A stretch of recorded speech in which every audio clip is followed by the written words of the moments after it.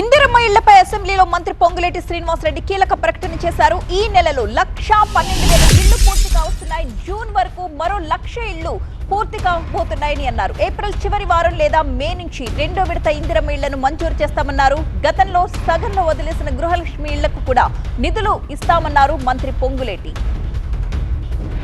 వ్యాప్తంగా ఇందాక చెప్పినట్లు ప్రతి నియోజకవర్గానికి 3,500 ఇచ్చాం. నాకు తెలిసి ఈ మార్చి 31వ తారీఖు నాటికి 1,12,000 ఇళ్లు రాష్ట్ర వ్యాప్తంగా 1,12,000 ఇళ్లు పూర్తి కాబోతున్నాయి అధ్యక్ష. ఇవి కాకుండా వివిధ దశల్లో ఉన్నాయి. మళ్ళీ జూన్ నాటికి మళ్ళీ 1,00,000 పూర్తవుతుంది అధ్యక్ష. 2వ విడత కూడా రేపు ఏప్రిల్ నెలాఖరికి మే మొదటి వారంలో 2వ విడత కూడా రాష్ట్ర వ్యాప్తంగా ఇందిరమ్మ ఇళ్లు ఇస్తున్నాం అధ్యక్ష.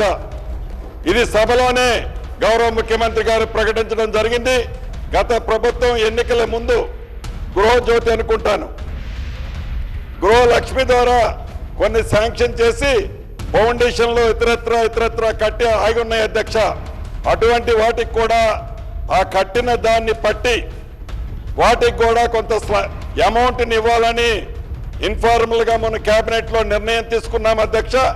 ఈ 2వ విడత ఇచ్చే దాంట్లో ప్రతి నియోజకవర్గానికి కొంత సైజబుల్ నెంబర్ని ప్రతి నియోజకవర్గానికి వాటిని కూడా శాంక్షన్ చేయటం 2వ విడతలో ఉంటుందని కూడా తమరి ద్వారా గౌరవ సభ్యులకి తెలియజేసుకుంటూ